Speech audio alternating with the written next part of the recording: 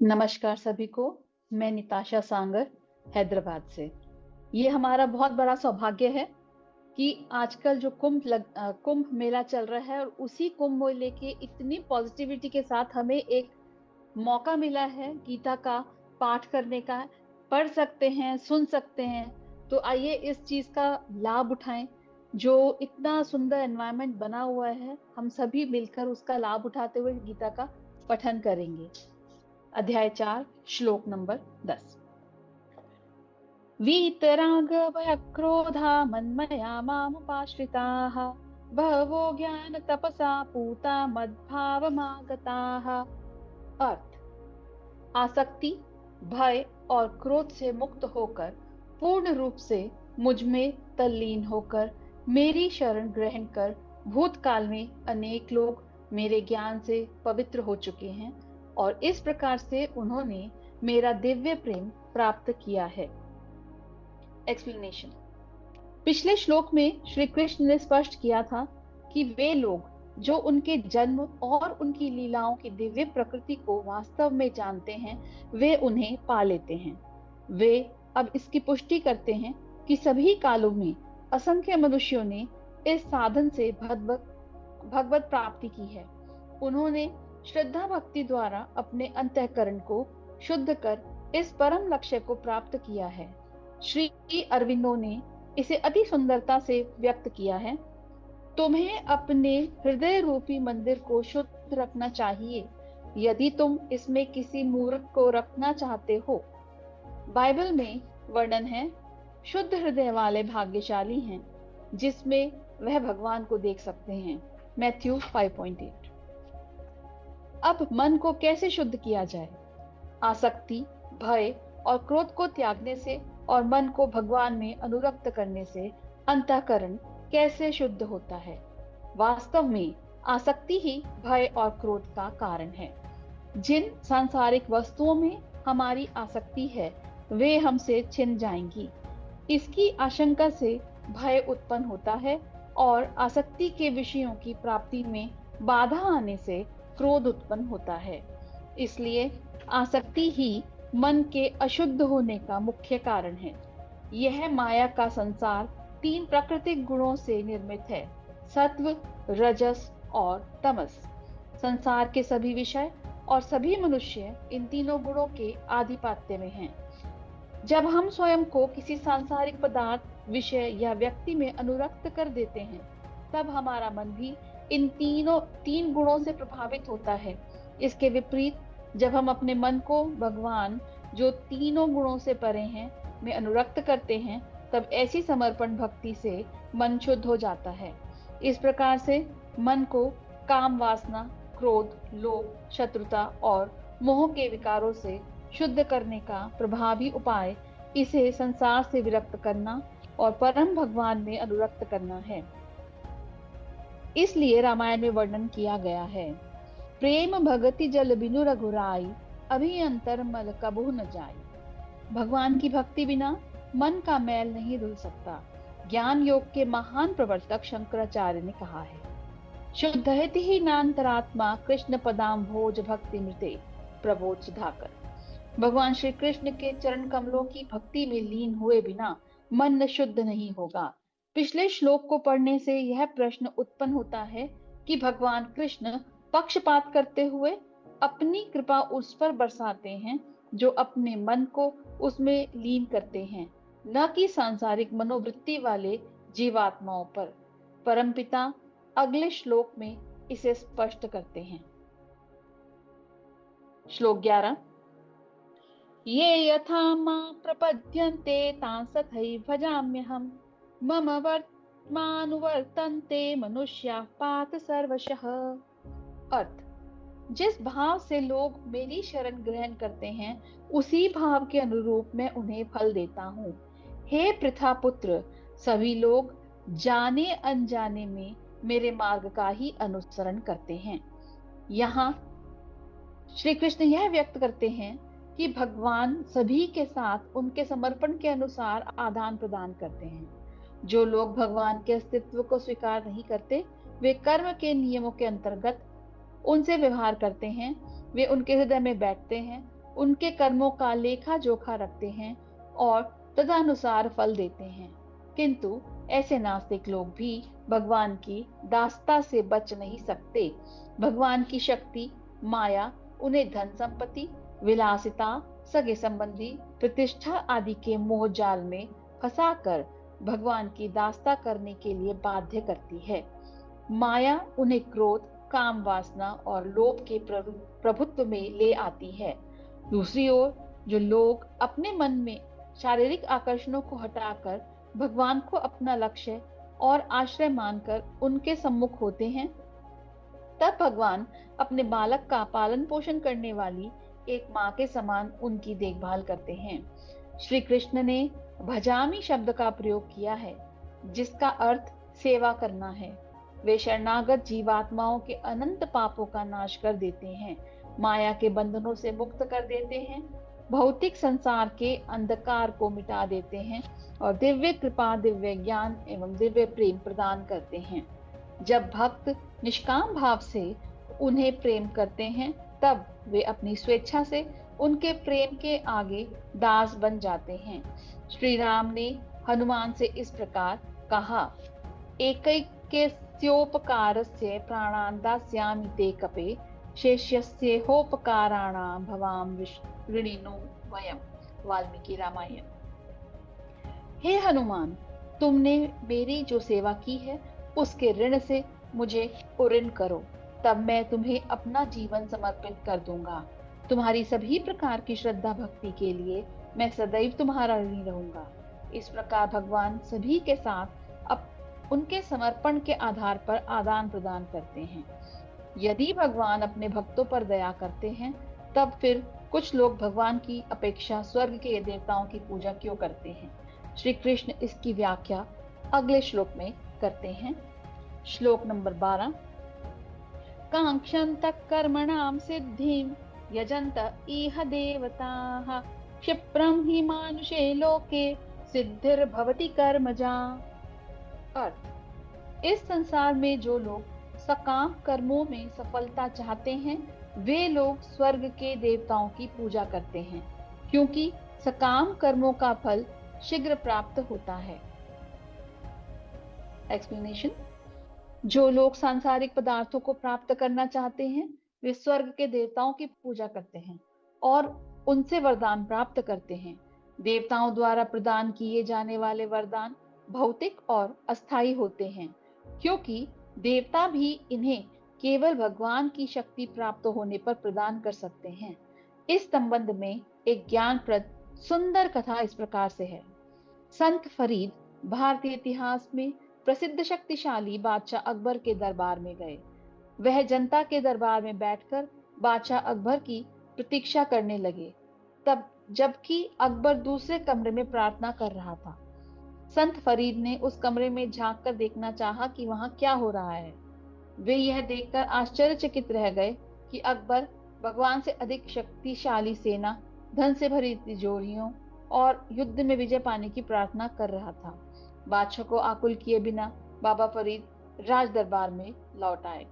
अकबर अपनी प्रार्थना पूरी करने के पश्चात जनता के दरबार में आया और उन्होंने संत फरीद के दर्शन किए। अकबर ने संत फरीद से पूछा कि क्या उन्हें किसी चीज की आवश्यकता है। संत फरीद ने उत्तर दिया, मैं सम्राट से अपने आश्रम के लिए आवश्यक वस्तुएं मांगने आया था, किंतु मैंने यह पाया कि बादशाह स्वयं भगवान से भी मांग रहे हैं। तब फिर मैंने सोचा कि उससे कुछ मांगने की अपेक्षा प्रत्यक्ष रूप से भगवान से ही क्यों न मांगूं। स्वर्ग के देवता केवल वही वरदान दे सकते हैं जो उन्हें भगवान की शक्तियों द्वारा प्राप्त होते हैं। संकीर्ण बुद्धि वाले लोग देवताओं की शरण में जाते हैं, किंतु ज्ञानी पुरुष समझते हैं कि इन मध्यस्थों से उनका मनोरथ सिद्ध नहीं हो सकता, इसलिए वे अपनी अभिलाषाओं की पूर्ति हेतु भगवान की शरण ग्रहण करते हैं। विभिन्न प्रकार के लोगों की न्यूनतम और अधिकतम अभिलाषाएं होती हैं। श्री कृष्ण अब आगे 4 श्रेणी के गुणों और कार्यों का उल्लेख करेंगे। श्लोक नंबर 13। चातुर्यवर्णं मया सृष्टं गुणकर्म विभागशः, तस्य कर्तारमपि मां विद्यत कर्तारम अव्ययम। अर्थ, मनुष्य के गुणों और कर्मों के अनुसार मेरे द्वारा 4 वर्णों की रचना की गई है। यद्यपि मैं इस व्यवस्था का सृष्टा हूं, किंतु तुम मुझे अकर्ता और अविनाशी मानो। एक्सप्लेनेशन। वेदों में लोगों के वर्ण के अनुसार उन्हें 4 श्रेणियों में विभक्त किया गया है। यह वर्गीकरण उनके जन्म के अनुसार न कर उनकी प्रकृति के अनुरूप किया गया है। वर्गों में यह विविधता प्रत्येक समाज में होती है। साम्यवादी राष्ट्रों में जहां समानता का सिद्धांत प्रमुख है, वहां भी मानव समाज में विभिन्नताओं को नकारा नहीं जा सकता। वहां कुछ ऐसे दार्शनिक हैं जो साम्यवादी दल के प्रमुख योजनाकार हैं। कुछ लोग सैनिक के रूप में अपने देश की रक्षा करते हैं। वहां किसान भी हैं जो खेती बाड़ी करते हैं, और वहां फैक्ट्रियों में कार्य करने वाले कर्मचारी भी हैं। वैदिक दर्शन में इन श्रेणियों का और अधिक वैज्ञानिक ढंग से वर्णन किया गया है। इनमें यह वर्णन मिलता है कि प्रकृति की शक्ति द्वारा 3 गुण निर्मित होते हैं: सत्वगुण, रजोगुण और तमोगुण। ब्राह्मणों में सत्वगुण की प्रधानता होती है। वे विद्या और पूजा की ओर प्रवृत्त होते हैं। क्षत्रिय वे हैं जिनमें रजोगुण की प्रमुखता और कुछ मात्रा में सत्वगुण मिश्रित होता है। उनकी रुचि प्रशासन और प्रबंध संबंधी कार्यों में होती है। वैश्यों में रजोगुण और तमोगुण मिश्रित होते हैं। तदनुसार वे व्यावसायिक और कृषि संबंधी कार्य करते हैं। समाज में शूद्र लोग भी होते हैं। उनमें तमोगुण की प्रबलता होती है। उन्हें श्रमिक वर्ग कहा जाता है। इस वर्गीकरण का संबंध ना तो जन्म से था, ना ही यह अपरिवर्तनीय था। श्री कृष्ण ने इस श्लोक में स्पष्ट किया है कि इस वर्णाश्रम व्यवस्था का वर्गीकरण लोगों के गुणों और कर्मों के अनुसार था। यद्यपि भगवान संसार के सृष्टा हैं, किंतु फिर भी वे अकर्ता हैं। जैसे कि वर्षा का जल वनों में समान रूप से गिरता है, किंतु कुछ बीजों से बरगद के वृक्ष उगते हैं, कुछ बीजों से सुंदर पुष्प खिलते हैं, और कहीं पर कांटेदार झाड़ियां निकल आती हैं। वर्षा बिना पक्षपात के जल प्रदान करती है और इन भिन्नता के लिए उत्तरदायी नहीं होती। इसी प्रकार से भगवान जीवात्माओं को कर्म करने के लिए शक्ति प्रदान करते हैं, और वे अपनी इच्छानुसार इसका प्रयोग करने का निर्णय लेने के लिए स्वतंत्र हैं, किंतु भगवान उनके कर्मों के लिए उत्तरदायी नहीं होते। श्लोक नंबर 14।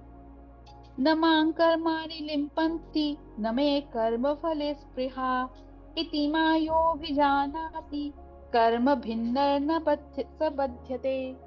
अर्थ, ना तो कर्म मुझे दूषित करते हैं और ना ही मैं कर्म के फल की कामना करता हूँ। जो मेरे इस स्वरूप को जानता है वह कभी कर्म फलों के बंधन में नहीं पड़ता। एक्सप्लेनेशन। भगवान पूर्ण विशुद्ध तत्व हैं, और वे जो भी कर्म करते हैं वे शुद्ध और पवित्र हो जाते हैं। रामचरितमानस में वर्णन है: समर्थ कहूं नहीं दोष गुसाई, रवि पावक सुरसरी की नाई। सूर्य, अग्नि और गंगा के समान विशुद्ध तत्व अशुद्ध परिस्थितियों और सत्ता के संपर्क से कभी विकारों से दूषित नहीं होते। सूर्य की रोशनी मूत्र के कीचड़ पर पड़ने से दूषित नहीं होती। सूर्य अपनी शुद्धता बनाए रखता है और साथ ही साथ गंदे कीचड़ को भी शुद्ध कर देता है। समान रूप से यदि हम कोई अशुद्ध पदार्थ अग्नि में डालते हैं तो अग्नि की शुद्धता तो बनी रहती है, तथा उसमें जो वस्तु डालते हैं वह भी अग्नि का रूप लेकर शुद्ध हो जाती है। इस प्रकार से अनेक बरसाती गटरों का गंदा पानी पवित्र गंगा में मिल जाता है, किंतु वह गंगा को गंदा नहीं कर सकता, और पवित्र गंगा इन गटरों के गंदे पानी को शुद्ध कर उसे भी पवित्र कर देती है। इसी प्रकार से भगवान अपने कर्मों का संपादन करने से दूषित नहीं होते। जब मानसिक रूप से फल भोगने की इच्छा से कर्म किए जाते हैं, तब वे मनुष्य को कर्म की प्रतिक्रियाओं में बांधते हैं। भगवान के कर्म स्वार्थ से प्रेरित नहीं होते। उनके प्रत्येक कार्य जीव मात्र पर करुणा करने के लिए होते हैं। इसलिए यद्यपि वे संसार पर प्रत्यक्ष या अप्रत्यक्ष रूप से शासन करते हैं और इस प्रक्रिया में सभी प्रकार के कार्यों में संलग्न रहते हैं, लेकिन वे कर्मों की प्रतिक्रिया से दूषित नहीं होते। श्री कृष्ण कहते हैं कि वे कर्म की फलदायी प्रतिक्रिया से परे हैं। यहाँ तक कि भगवत चेतना में लीन संत महापुरुष भी प्राकृतिक शक्ति के प्रभाव से परे हो जाते हैं, क्योंकि उनके सभी कार्य भगवान के प्रति प्रेम की भावना से युक्त होते हैं। ऐसे शुद्ध अंतःकरण वाले संत कर्मों की फलदायी प्रतिक्रियाओं के बंधन में नहीं पड़ते। श्रीमद् भागवतम में वर्णन है, यत्पाद पंकज पराग निवेश निषेव तृप्ता योग प्रभाव विदुताखिल कर्म बंधा स्वैरम चरन्ति मुनयोपि न नाम्ना तस्येच्छाया त्वपुरुषः कुत एव बंधा। श्रीमद् भागवतम 10.33.35। भगवान के उन भक्तों को लौकिक कर्म कभी दूषित नहीं कर सकते जो भगवान के चरण कमलों की धूल पाकर संतुष्ट हो जाते हैं। लौकिक कर्म उन ज्ञानी संतों को दूषित नहीं करते जो योग शक्ति द्वारा कर्म की फलदायी प्रतिक्रियाओं से मुक्ति पा लेते हैं। तब फिर ऐसे में यह प्रश्न भी ही कहाँ रह जाता है कि वे भगवान जो अपनी सदिच्छानुसार अपने अलौकिक स्वरूप में रहते हैं कर्म के पाश में बंध सकते हैं। श्लोक 15। एवं ज्ञात्वा कृतं कर्म पूर्वैरपि मुमुक्षुभिः कुरु कर्मैव तस्मात् त्वं पूर्वै पूर्वतरं कृतम्। अर्थ, इस सत्य को जानकर प्राचीन काल में मुक्ति की अभिलाषा करने वाली आत्माओं ने भी कर्म किए, इसलिए तुम्हें भी उन मनीषियों के पद चिन्हों का अनुसरण करते हुए अपने कर्तव्य का पालन करना चाहिए। भगवान को पाने के अभिलाषी संत यद्यपि भौतिक सुखों की कामना से प्रेरित होकर कर्म नहीं करते, तब फिर वे इस संसार में रहकर कर्म क्यों करते हैं? इसका कारण यह है कि वे भगवान की सेवा करना चाहते हैं और इसी प्रेरणा से वे भगवान के सुख के लिए ही कर्म करते हैं। पिछले श्लोक में प्रदत्त ज्ञान उन्हें आश्वस्त करता है कि वे उन कल्याणकारी कार्यों द्वारा कभी बंधन में नहीं बंध सकते जिन्हें श्रद्धा भक्ति की भावना से संपन्न किया जाता है। वे भगवत चेतना से रहित सांसारिक बंधनों से दुख प्राप्त कर रही जीव आत्माओं के दुखों को देखकर करुणा से भर जाते हैं और उनके आध्यात्मिक उत्थान के कार्य करने के लिए प्रेरित होते हैं। महात्मा बुद्ध ने एक बार कहा था, ज्ञान प्राप्त करने के पश्चात तुम्हारे पास दो विकल्प होते हैं, या तो तुम कुछ मत करो या ज्ञान प्राप्ति हेतु अन्य लोगों की सहायता करो। इस प्रकार से संत लोग जिनका कर्म करने में अपना कोई निहित स्वार्थ नहीं होता, फिर भी वे भगवान के सुख के लिए कर्म करते हैं। श्रद्धा युक्त भक्ति भाव से कर्म करने पर भगवान की दिव्य कृपा भी प्राप्त होती है। श्री कृष्ण अर्जुन को यही उपदेश दे रहे हैं। अर्जुन को यह उपदेश देने के पश्चात कि कर्म करने से कोई बंधन में नहीं पड़ता, अब भगवान श्री कृष्ण कर्म के तत्व ज्ञान की व्याख्या प्रारंभ करते हैं। श्लोक नंबर 16। किम कर्मेति कवयोप्यत्र मोहिताः तत्ते कर्म प्रवक्ष्यामि यज्ञात्वा मोक्ष्यसे शुभात्। अर्थ, कर्म क्या है और अकर्म क्या है, इसका निर्धारण करने में बुद्धिमान लोग भी विचलित हो जाते हैं। अब मैं तुम्हें कर्म के रहस्य से अवगत कराऊंगा, जिसे जानकर तुम सारे लौकिक बंधनों से मुक्त हो सकोगे। एक्सप्लेनेशन। कर्म के सिद्धांतों को मानसिक संकल्पना द्वारा निर्धारित नहीं किया जा सकता। बुद्धिमान लोग भी धर्म ग्रंथों और ऋषि मुनियों द्वारा वर्णित विरोधाभासी तर्कों में उलझकर विचलित हो जाते हैं। उदाहरणार्थ, वेदों में अहिंसा की संस्तुति की गई है, तदनुसार महाभारत के युद्ध में अर्जुन भी इसका पालन करना चाहता है और हिंसा से दूर रहना चाहता है, किंतु श्री कृष्ण कहते हैं कि यहाँ इस युद्ध से उन्हें अपने धर्म का पालन करने के लिए हिंसा करनी पड़ेगी। यदि परिस्थितियों के साथ कर्तव्य परिवर्तित हो जाते हैं, तब किसी विशेष परिस्थिति में किसी के लिए अपने कर्तव्य को निश्चित करना जटिल विषय बन जाता है। इस संबंध में मृत्यु के देवता यमराज के कथन निम्न प्रकार से हैं। धर्मम तु साक्षात् भगवत प्रणीतम न वै विदर्श्यो नापि देवः। श्रीमद्भागवतम 6.3.19। अर्थ, उचित और अनुचित कर्म क्या है? महान ऋषियों और स्वर्ग के देवता के लिए भी यह निर्धारण करना कठिन है। धर्म के संस्थापक स्वयं भगवान हैं और वे ही वास्तव में इसे जानते हैं। भगवान श्री कृष्ण अर्जुन को कहते हैं कि अब वे कर्मयोग और अकर्म के गूढ़ ज्ञान को प्रकट करेंगे, जिसके द्वारा वह लौकिक बंधनों से मुक्त हो जाएगा। श्लोक 17। कर्मणो ह्यपि बोधव्यं बोधव्यं च विकर्मणः अकर्मणश्च बोधव्यं गहना कर्मणो गतिः। अर्थ, तुम्हें सभी तीन कर्मों अनुमोदित कर्म, विकर्म और अकर्म की प्रकृति को समझना चाहिए। इनके सत्य को समझना गहन और कठिन है। एक्सप्लेनेशन। श्री कृष्ण ने कर्म को तीन श्रेणियों में विभक्त किया है: कर्म, वर्जित कर्म, विकर्म और अकर्म। कर्म पवित्र कार्य है जिनकी धर्म ग्रंथों में इंद्रियों को नियंत्रित करने और मन को शुद्ध करने की संस्तुति की गई है।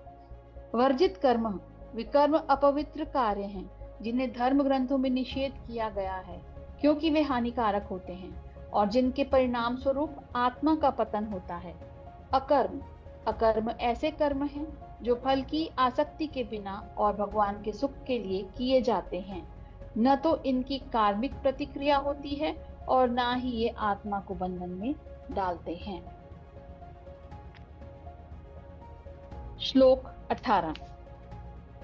कर्मण्य कर्म यः पश्येत् अकर्मणि च कर्म यः स बुद्धिमान् मनुष्येषु संयुक्त कृत्स्न कर्म कृत्। अर्थ, वे मनुष्य जो अकर्म में कर्म और कर्म में अकर्म को देखते हैं, वे सभी मनुष्यों में बुद्धिमान होते हैं।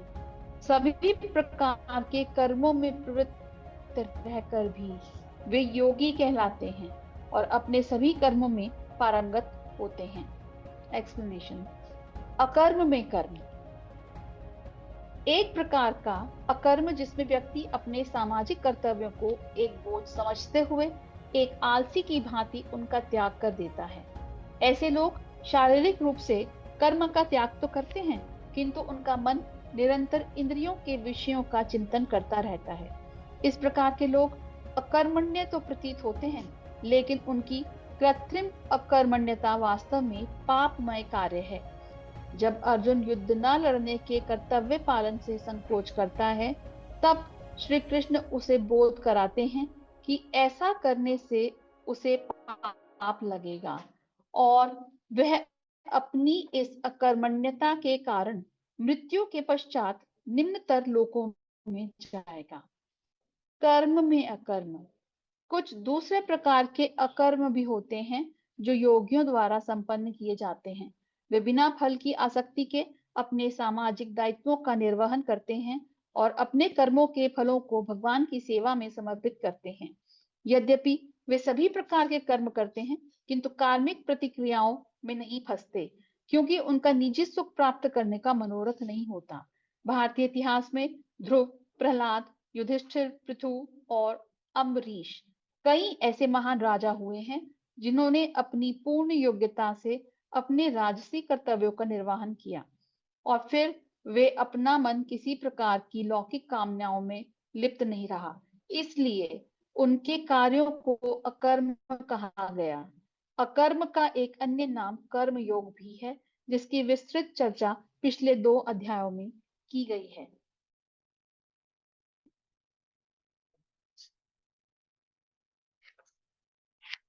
श्लोक नंबर 19। यस्य सर्वे समारंभा काम संकल्प वर्जिताः ज्ञानाग्निदग्ध कर्माणं समाहु पंडितम बुधाः।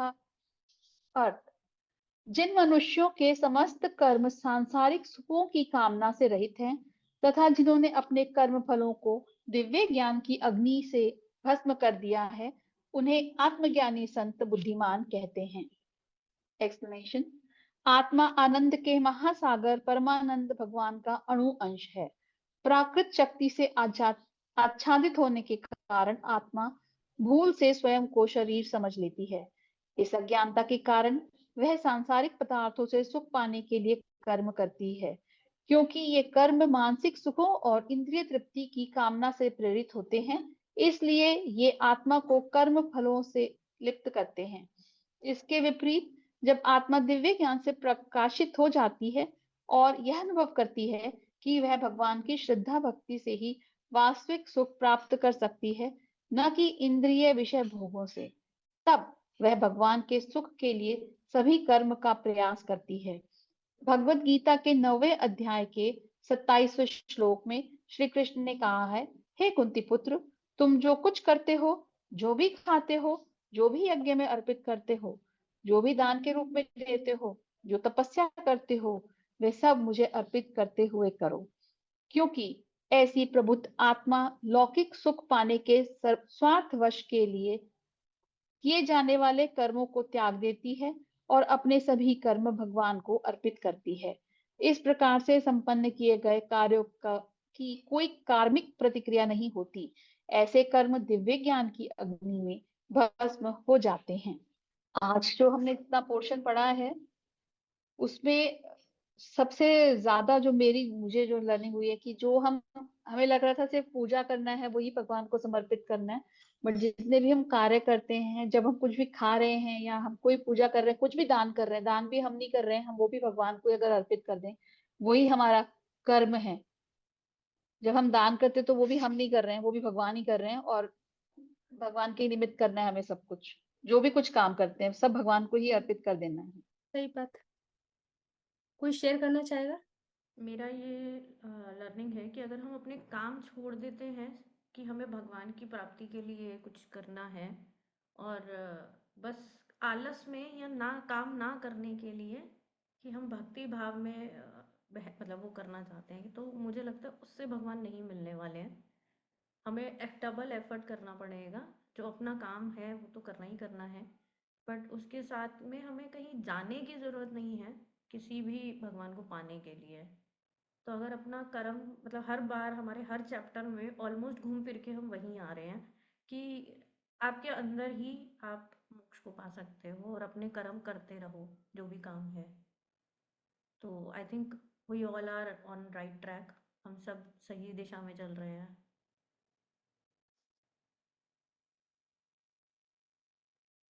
और थैंकफुली हम आलसी नहीं है कोई भी। मुझे जो आई है थोड़ी सी, मतलब मेरे को जो अंदर से लगा है कि जैसे काफी साधु संत, मैं नहीं बोलूंगी, मतलब वो उन्हें साधु नहीं कहा जा सकता। बहुत सारे ऐसे लोग होते हैं जो गृहस्थ आश्रम को छोड़ करके और अपना एक अलग, कि हमने संन्यास ले लिया, ये सब ले लिया, लेकिन फिर भी उनका जो मन होता है वो इस संसार के अंदर ही लिप्त रहता है कि मेरा नाम हो जाए, मुझे ये मिल जाए, मुझे वो मिल जाए। एक, क्योंकि अगर वो फेम भी चाह रहा है ना कोई, कि मैं फेम, मुझे फेम मिल जाए, एक मेरा नाम हो जाए, तो तब भी वो कर्म नहीं कर रहा है। फिर मतलब वो कर्म के, जो है हमने बोल रहे हैं ना कि ये सब कुछ छोड़ दिया उसने, तो वो चीज भी नहीं है। तो वो इसमें जो मुझे समझ में आया है।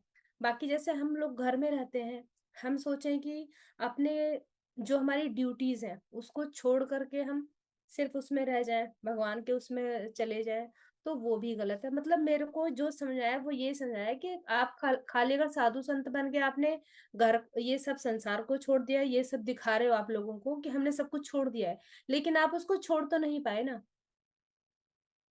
तो भी वो क्या है कि वो चीज गलत है। और अगर हम घर में रहते हुए भी जो भी काम कर रहे हैं वो भगवान के अर्पित होते हुए कर रहे हैं, तो भी तो वो बेटर है। तो इतना मतलब मेरे को मुझे जो नॉलेज आई है, या वो कहेंगे कि जो मुझे समझ आया है, तो ये बहुत अच्छा, इससे मुझे अच्छा लगा ये वाली जो चीज है, अभी जैसे कि हम लोग ने बजाय। भागवत जब स्टार्ट भी करी, तो मतलब हमने स्टार्टिंग में जैसे डिस्कशन किया था कि हम बिल्कुल परफेक्ट जब होंगे तब इसको लाइव करेंगे या वीडियोस बनाएंगे या उन स्पीकर्स को लेके आएंगे जो ऑलरेडी पढ़ चुके हैं भागवत या जिनको नॉलेज है। बट हम्म। हम लोग ने यही डिसाइड किया कि नहीं, हमको हमको कोई यूट्यूबर या कुछ वो नहीं चाहिए है। मतलब कहीं भी ये एक्सपेक्टेशंस नहीं थी कि हमें इससे कुछ चाहिए, कि हम ये भागवत भी कुछ हाँ, कर रहे हैं इससे कि कुछ हमारा चाहिए, नेम राइट। हो जाए या व्यूज चाहिए या हमको फॉलोअर्स चाहिए।